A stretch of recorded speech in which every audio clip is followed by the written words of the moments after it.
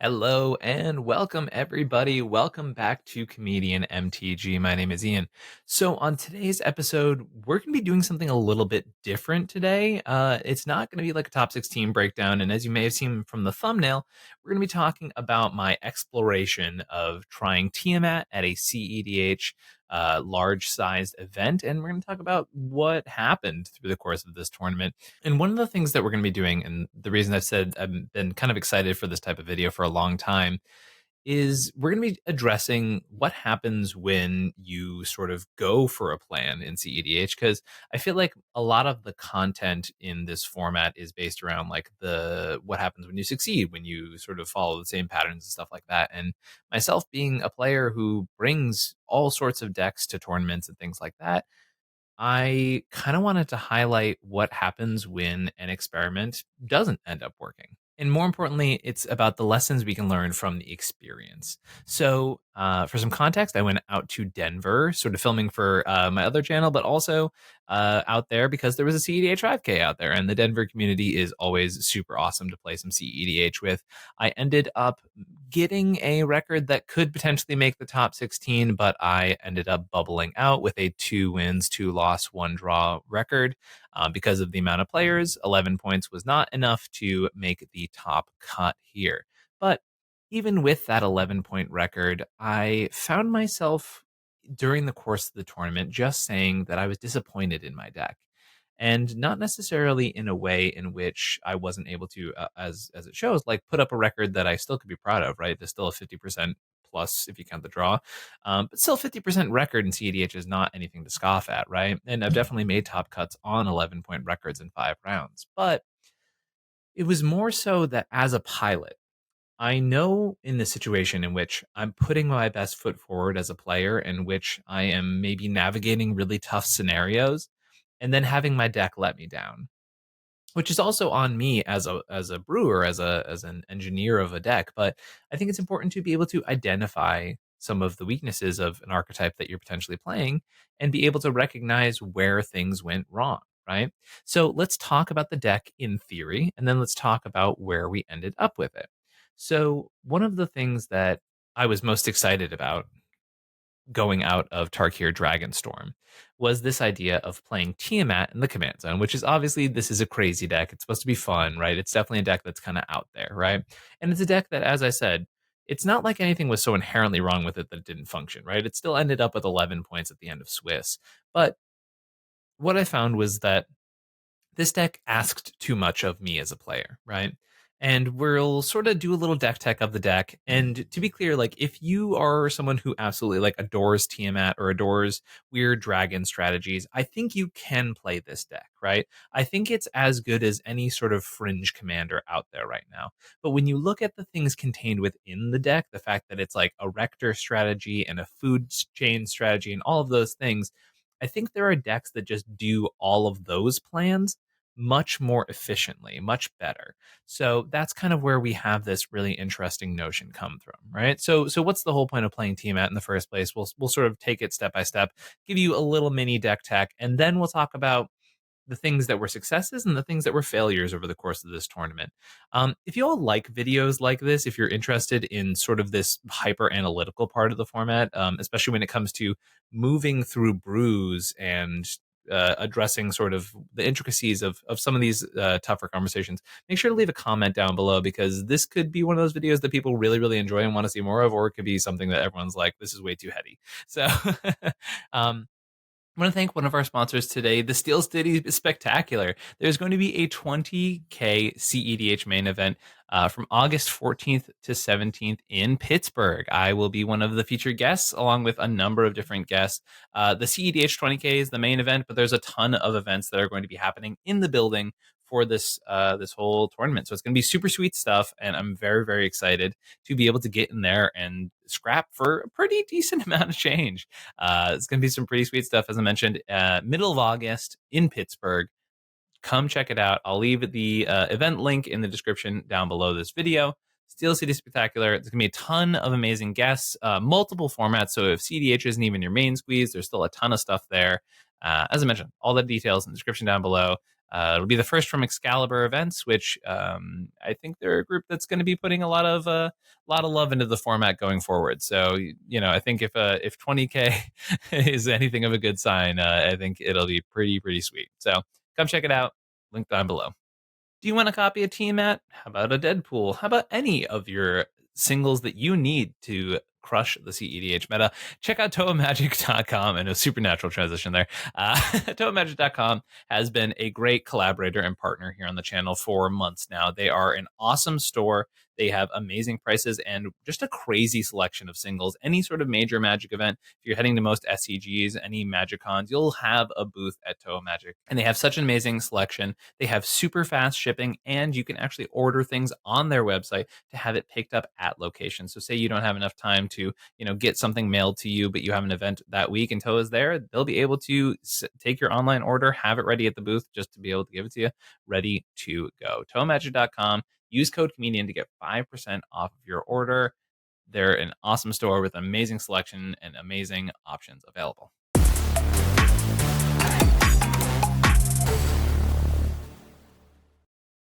So as I mentioned, one of the main reasons I was interested in playing this deck was the printing of Dracogenesis out of Tarkir Dragonstorm, which is an enchantment that says you may cast dragon spells without paying their mana cost.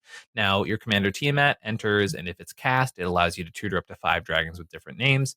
And basically, one of the things that I was most excited about was that I had found basically a pile of dragons that says no matter which one you could potentially lose, you always have a way to win the game, which is something like as a deck builder, I was really excited about, right? Like, did I think that this was going to be like a new sweeping deck that was going to break the format? No, not even slightly. But did I think this is an interesting commander with some viable options to it? Yeah, absolutely. And then that's the reason I brought it to this event, right? This is definitely one of those decks that's obviously like, I'm not pushing for it to be a tier 1 in the format, but I figured, hey, it can hang in cEDH, which I think the results prove that it can hang. And if you're once again interested in a fringe option, this is a really fun one to do, right? But the idea was, okay, I want to get a selection of dragons that basically says I never will be able to grab this combo and not be able to win the game. And so there's some sort of configuration that basically works if you lose any of the dragons that are part of your 5 dragons that we have here, which is Morite of the Frost, Warning Broodlord, Bladewing the Risen, Dragonlord Dromoka, and Terror of the Peaks, right? So we'll sort of break down how you win with this pile because there's a bunch of different ways to do it, right? So as you can see on your screen, we have our 5 dragons here, right? So one of the primary piles in the deck is just to get your dragon pile assembled, right? Dromoka is here literally just to say, hey, as soon as you cast your commander, we're gonna get our pile together, right? Basically, the way that this works is that as soon as you have Dracogenesis, or as soon as you have some sort of for example, infinite mana with food chain squeeze, something like that, right? You can't lose to anything really on the stack as soon as those things hit the battlefield, which is why Dragonlord Dromoka becomes important. You also can't lose to a piece of targeted creature removal as soon as Dromoka hits, whereas the combo would be sort of fragile to some of those options if you didn't have Dromoka in the pile. So I do feel like Dromoka is kind of, unfortunately, a necessary evil to play a 6 mana Grand Abolisher in the deck. Then the central pile involves putting Terror of the Peaks on the battlefield, right? It says whenever another dragon, it says whenever another creature ETBs, it deals damage equal to its power, right? So, for example, if you have the Squee Food Chain loop going on, you can just boom, boom, boom, Squee Food Chain, ping your opponents to death. Don't need to go through all the rigmarole of this stuff, right? But the central pile here is with these combination of cards. You have Bladewing on the battlefield, which says it allows you to ETB and reanimate a dragon. Then you play Morite as a copy of Bladewing. It will die to the legend rule because you're having it come in as a legendary creature. And Morite's a changeling, which is how we can get it for this pile. But then because Morite entered as a copy of Bladewing, the Risen, state-based actions actually take effect before any sort of targeting for the graveyard would be put on the stack, right? So because of that, Morite's already in your graveyard and will see its own enter the battlefield ability as a copy of Bladewing. And it will be reanimated over and over again, entering as a copy of Bladewing, dying to state-based action due to the legend rule, and then having an ETB ability that will be able to target itself. Now, obviously, every time you go through this loop, you have Terror of the Peaks here to be able to deal the 4 damage of Bladewing's power to your opponents over and over again. Infinite damage, you win the game. Pretty clean and simple. Then the question becomes, okay, as I mentioned, I've sort of hyped up this loop as a fancy, hey, there's no way that this goes bad, right? Idea here. So, for example, let's say you lose Bladewing, right? And this is your loop here. What you can do is you can play your Hoarding Broodlord. You can go grab a copy of Food Chain, and then play your Morite as a copy of the Broodlord. Go grab your copy of Squee. You can convoke the Food Chain because of the Hoarding Broodlord's ability, and then sacrifice one of your dragons. Doesn't really matter which one, maybe even the original Broodlord, and then cast Squee, do the Terror of the Peaks thing, damage your opponents out. There's also ways that you can, if for some reason something happens to Food Chain, you can make 2 copies, go grab Thassa's Oracle Demonic Consultation, make it easy on yourself, nice, clean, and easy that way. If you lose Terror of the Peaks, as I mentioned, just grab Oracle Consult with your 2 dragons here. Makes it pretty nice, straightforward, and simple. And if you actually lose Morite, what you can do is you can play Broodlord to have it go and grab a copy of Phyrexian Metamorph, which is also a clone in your deck, and then simulate the same loop where you have Metamorph enter as a copy of Bladewing. You're just basically adding the extra step that Broodlord has to tutor for the Metamorph instead of your commander having to tutor for it. So there is literally no way that this loop does not work if you only lose one of these pieces. Now, if you lose multiple of the pieces, obviously you have to get really creative, but that was kind of one of the things that inspired me to sort of sleeve this list up, was figuring out this like unfallible loop, right? So if you have infinite creature mana from going through Food Chain, or if you have Dracogenesis in the battlefield, you have sort of this unfallible way to make your opponents lose the game. For those who've been watching the channel at all for the past amount of time, y'all know I love these Heavy Play products. Heavy Play is the brand that I trust with my deck boxes, my playmat tubes, my playmats themselves, this awesome carrier that can hold multiple Heavy Play deck boxes.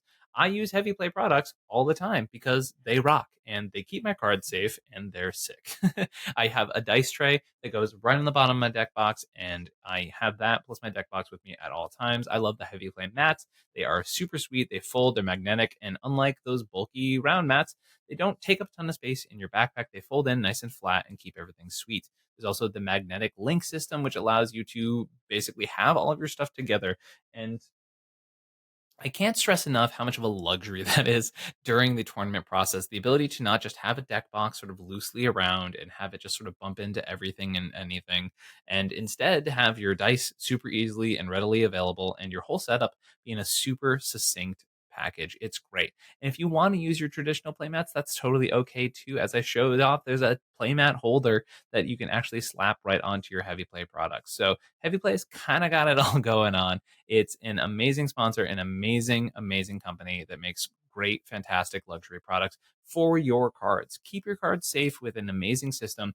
And I can't stress enough, I've been using these Heavy Play deck boxes for months now, probably almost a year, and the whole magnet system is not even close to wearing down. These magnets are still as strong as ever. I can literally just hold this. There's a full deck in here right now, and I can just do this for hours and nothing will fall out. It's awesome. So check out heavyplay.com, use code comedian to get 10% off your first order. So as we mentioned, we have Thoracle Consult and Thoracle Tainted Pact as a win condition. There wasn't really space for Underworld Breach here if I was playing the Thassa's Oracle lines, so that was a bit of a tough sell there. It's one of those things that post-tournament I could see Breach potentially going in, because Oracle Consult definitely came up in a negative way a couple times. And also there's some cute stuff where you can sack Rector to go put a Breach onto the battlefield, which I think is kind of fun. And yeah, Rector, I think, is important to talk about next, because this deck has a bunch of different ways to sack your Academy Rector, which allows you to go and put your Dracogenesis onto the battlefield, which is where your central plan comes from. Now, this is sort of where one of the big problems of this deck I noticed was coming from, which is basically you have this really cool Academy Rector plan available to you, but your whole plan can sort of fail if your opponents have like a blue bounce spell, right? And this was definitely something that came up in one of our games. It wasn't a blue bounce ball, but one of my opponents had a Beseiju just sort of ready for when I finally was able to assemble the loop, which didn't feel great, right? This tough situation, and especially actually Beseiju is even a little bit not as bad for us, right? Because we are playing Shifting Woodlands in the mana base to be able to handle if our Dracogenesis gets blown up, which is kind of fun. Uh, but I actually found that like a blue bounce, but like a Chain of Vapor or something, bouncing our Dragogenesis back to our hand was a really bad beat. It looks really bad for the deck, and it makes it feel like, oh hey, here's this really cool Rector plan that just loses to a bounce spell. It's like, oof, that feels pretty rough, right? So the food chain stuff all felt great. That felt like, okay, we're playing 5 color mid range with a bit of a food chain plan, right? Stuff that's been sort of proven. But what I found was happening in the games where I wasn't able to take the whole thing down was I was playing a really slow, clunky mid range plan, right? Which is fine. 5 color mid range works, right? It's a very solid strategy that like gets the job done. But because I had to play so many bad cards for the main game plan, what I was finding was that I would have situations where I'd be like, okay, cool, I have like a spell seeker and a blade wing and Thassa's Oracle in my hand, and I'm like, wow, I've been sitting here drawing cards or accumulating a bunch of value with resources like Esper Sentinel Mystic, Rhystic, One Ring, etc. And I'm playing these advantage engines, and I'm just accruing a ton of value in these games. And I'm sitting here with a fat grip, and I can do nothing with it, right? Because I would have 6 parts of my dragon combo just like stuck in my hand, and just get sort of glutted up with this thing. So this is definitely the biggest downside, and what ended up being sort of the Achilles heel of the deck. And as I mentioned, like I was still able to sort of pull out some wins with this strategy and still scrap in games that it felt like I was able to have a chance to do it. But my wins felt more like I don't want to say miracles because that's dramatic, but my wins felt like grand achievements, right? And when you're in a competitive setting, you don't ever want your strategy to feel like, man, I really worked to do what my deck is just kind of supposed to do in general, right? You want your strategy to feel like it is basically, you want your deck to feel like an extension of your planning. You want your deck to continually benefit you for playing good Magic. And what I felt like was happening was my deck was eventually respecting the fact that, yeah, there was a lot of good stuff happening, and the fact that there was a lot of good maneuvering and gameplay and card advantage and all those things. And eventually the deck would be like, okay, I guess I can let you have this small scrap of something. But that's not enough in cEDH. I think you need your deck to be able to do more. And don't get me wrong, I'm still proud of the wins that I had with the deck. I'm still proud of the fact that I was very close to making top cut with this. And if one of those losses was a draw, I was locked for top 16. But once again, the navigation of the deck felt like it could have been doing more in my favor. And it felt like despite all of the good stuff that was baked into the core of this deck, there's this moment where this is where the deck falls flat. So what is there to be learned from experimenting with this, right? What is there to be gained from this idea here? Well, I think it's pretty obvious that this deck is what's called slot intensive, right? This idea that, you can have a really interesting strategy that sort of circumvents standard interaction, right? For example, when you play a Rector and then use something like your Lazotep Quarry in the land base to sack your Rector, there's really so few places for your opponents to interact, right? But when that then cascades into, okay, but then I have this enchantment on the battlefield that loses to artifact and enchantment removal, that loses to bounce spells, and I still have to cast more spells. So things like a silence effect, which straight up happened to me during the course of the Swiss, which is like, okay, cool, I can sack my Rector. They respond with the silence, and I'm like, oh, okay, what do I put Dracogenesis onto the battlefield and pass? Because one of the things was because this deck was slot intensive, because I had to devote so many card choices to the central strategy. One thing I did not have even slightly was flash. I couldn't afford any flash cards in the deck without making the basically the basics of cEDH, the card draw, counterspell, interaction stuff. Those things just wouldn't be able to exist if I also wanted to be able to have flash enablers in the deck as well, right?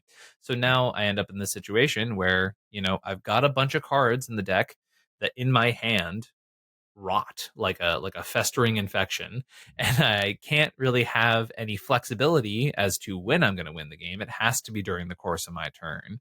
Now I'm really sort of relegated to, sort of winning the old fashioned way. But in a cEDH setting in which your opponents are sort of expecting you to be able to win in those environments, it means they're asking more of you.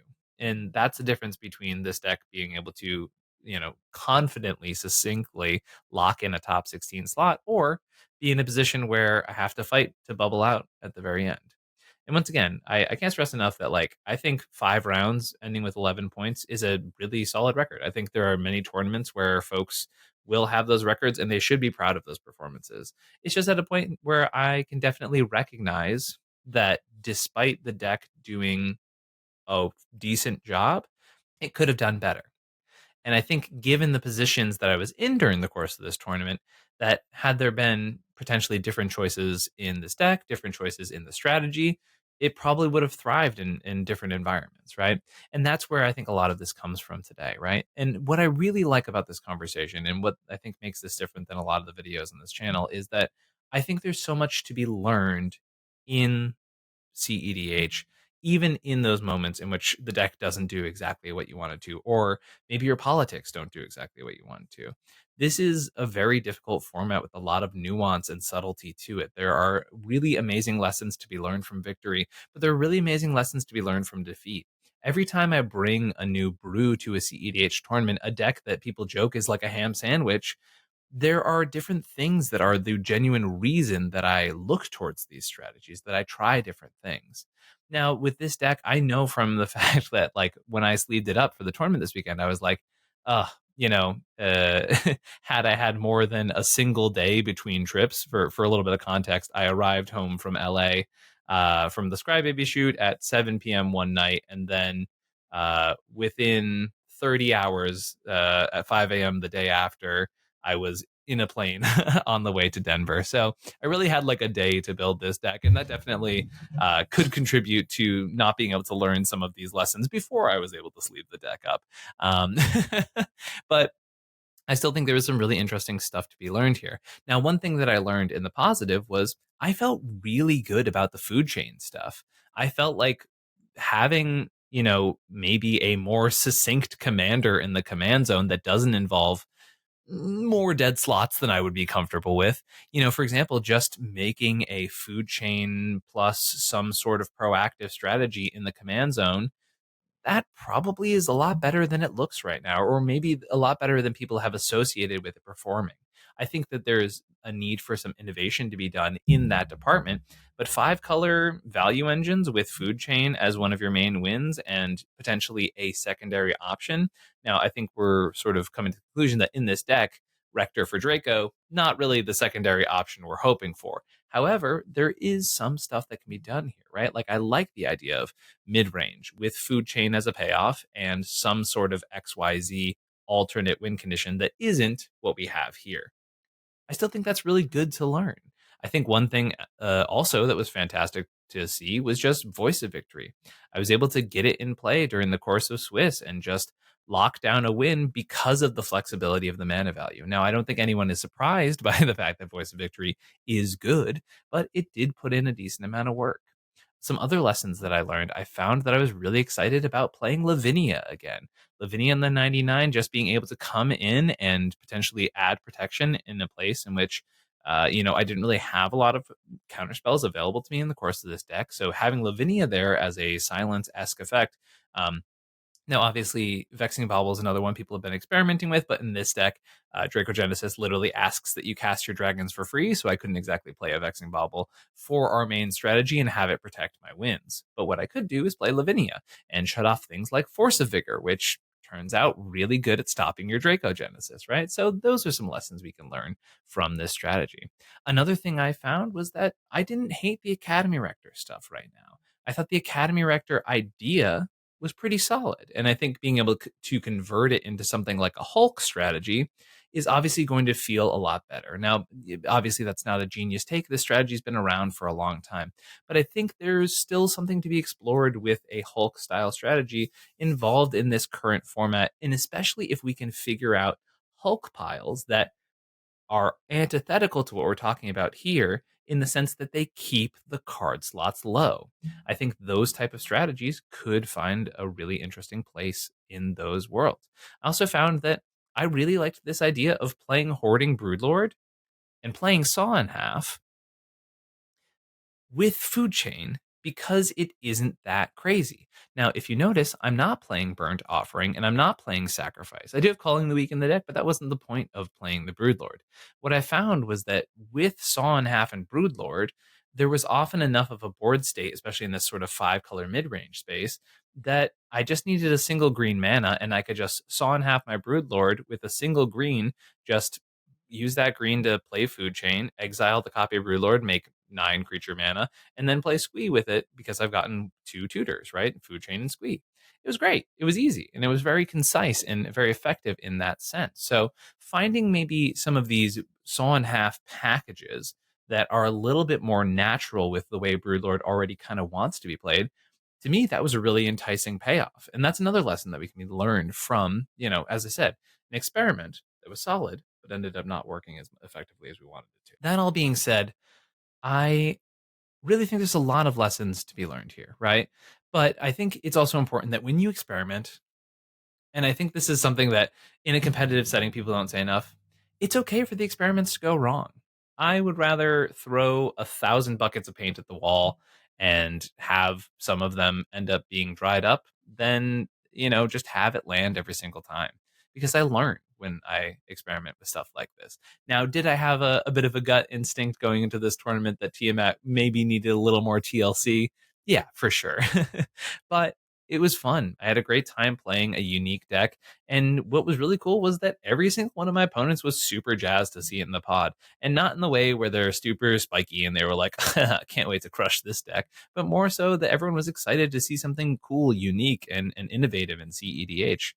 I think that's something fun to just bring to this format. And it's one of the reasons I love doing this content. It's one of the reasons I love brewing in cEDH because it is a format where you can explore, where you can try new things, and where you can try new innovative strategies because of the self balancing nature of cEDH.